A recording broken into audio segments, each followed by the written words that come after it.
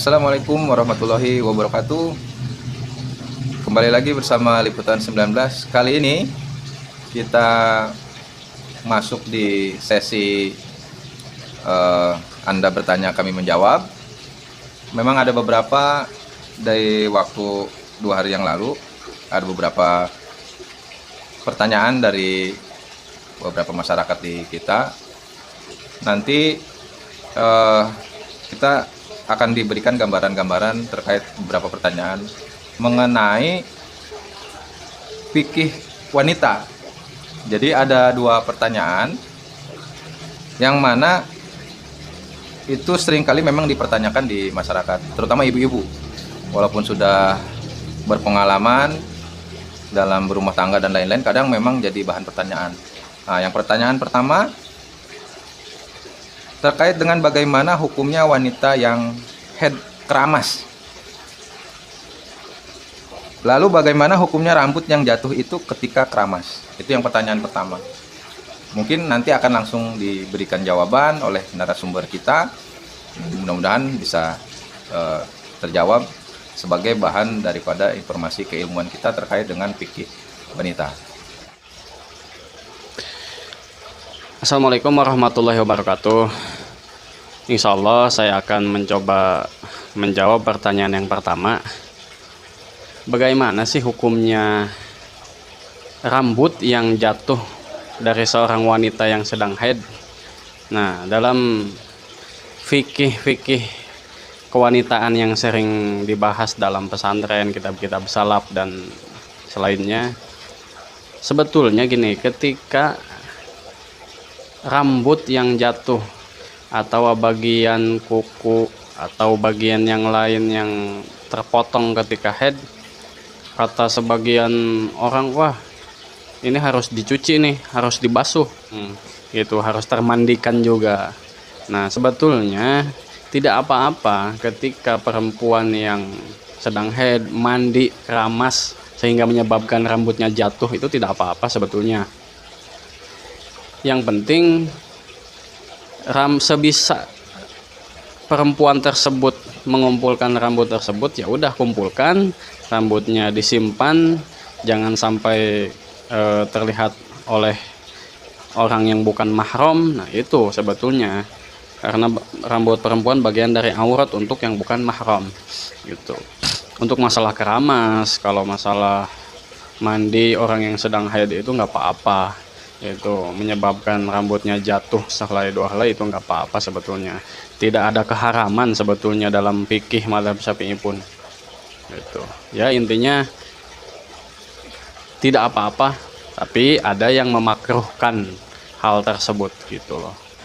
Referensinya banyak, itu salah satunya dari kitab Fathul Mu'in, dan ada juga kitab Nihayatuz Zain gitu, dan banyak kitab fikih-fikih mazhab Syafi'i yang lainnya gitu. Ya, intinya rambut yang jatuh dari perempuan yang sedang haid itu ketika seorang yang haid itu mandi sehingga menyebabkan rambutnya jatuh, itu tidak apa-apa gitu. Hanya ada salah satu ulama yang memakruhkan hal tersebut gitu. Nah, untuk pertanyaan yang kedua, kaum hawa terutama ibu-ibu sering mempertanyakan hal-hal yang diperbolehkan dan tidak diperbolehkan saat wanita haid di dalam fikih. Tuh. Jadi 2 pertanyaan ini memang sering dipertanyakan ketika ada pengajian ibu-ibu, pengajian rutin gitu. Jadi kita coba sedikit memberikan gambaran keilmuan. Nanti bila mana ada dari sahabat Liputan 19 ingin memberikan jawaban di kolom komentar dan lain-lain, mangga dipersilahkan, karena kita berbagi ilmu sebagaimana mestinya kita berusaha untuk meningkatkan pengayaan keilmuan kita. Mungkin itu pertanyaan yang kedua, nanti bisa dijawab langsung oleh narasumber kita. Jadi gini sahabat-sahabat, hal-hal yang tidak diperbolehkan ketika seorang perempuan yang sedang haid itu bawa Quran, membaca Quran, sholat, tawaf, berdiam diri di masjid, dan ada beberapa hal lain yang emang benar ketika perempuan yang sedang haid itu haram membaca Al-Quran. Membaca Al-Quran bukan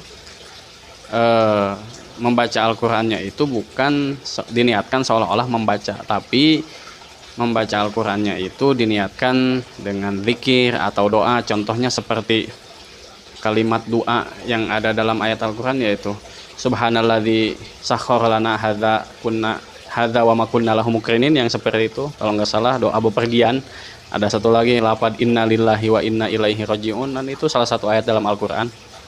Itu kalau seseorang yang haid diniatkan membaca doa, ya itu nggak apa-apa, itu karena bukan membaca Quran.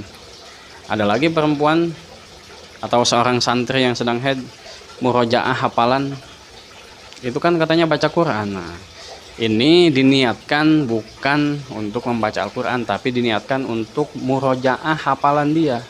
Ya, hafalan dia itu adalah ayat Al-Quran, tapi diniatkannya bukan membaca Al-Quran, karena tidak dibaca oleh dia, tidak dibawa Al-Qurannya, dia hafal istilahnya gitu. Karena untuk murojaah mengingat-ingat kembali hafalan yang telah dihafal, bukan membaca hafalan baru loh istilahnya gitu. Nah, yang terakhir itu berdiam diri di masjid. Ini banyak yang salah kaprah sebetulnya dalam kalangan ibu-ibu. Banyak ibu-ibu yang sedang haid ini biasanya nggak nyadar bahwa dia sedang haid, duduk di teras masjid, duduk di pelataran masjid, tapi dia sedang haid. Kalau misalkan sekedar lewat masjid itu nggak apa-apa, itu nggak apa-apa. Ibu-ibu atau perempuan yang sedang haid itu nggak apa-apa kalau sekedar lewat, masuk dari pintu sebelah kanan, keluar dari pintu sebelah kiri, lewat nggak apa-apa, kalau sekiranya tidak mengotori masjid tersebut. Tapi walaupun tidak mengotori masjid, seorang perempuan yang haid ketika berdiam diri lama, entah di dalam masjid atau di pelataran masjid, sekira-kira nempel bangunan masjid, itu nggak boleh, itu haram. Itu yang dinamakan muksu. Muksu itu berdiam diri di dalam masjid, itu haram untuk perempuan yang sedang haid. Terima kasih.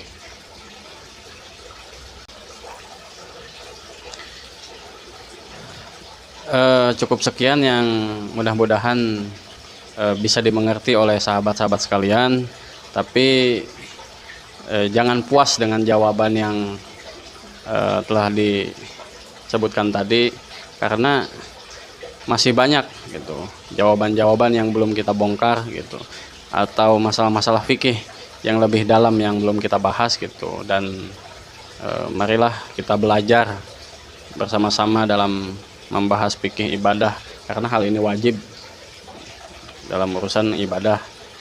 Maka dari itu untuk sahabat-sahabat sekalian, janganlah puas dengan hanya satu ilmu yang kita punya, tapi carilah guru sebanyak-banyaknya, carilah ilmu sebanyak-banyaknya, karena utlubul ilma walau bisin gitu. Carilah ilmu walau sampai ke negeri Cina.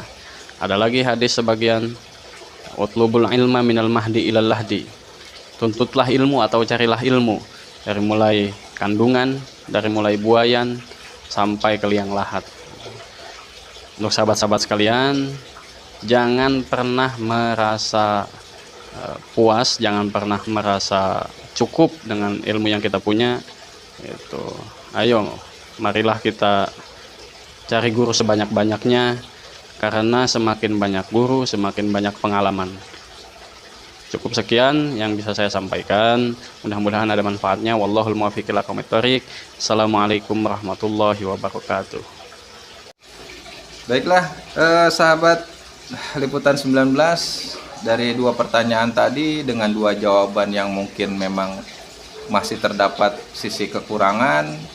Jadi ketika dari sahabat Liputan 19 ada jawaban-jawaban lain, ini bukan berarti kita yang benar dan ini yang benar. Kita sesuaikan dengan keilmuannya masing-masing, kita saling sharing, saling berbagi. Mudah-mudahan bisa bermanfaat untuk kita semua. Ketemu lagi di sesi berikutnya, di Anda memberikan pertanyaan, kita mencoba menjawab. Terima kasih.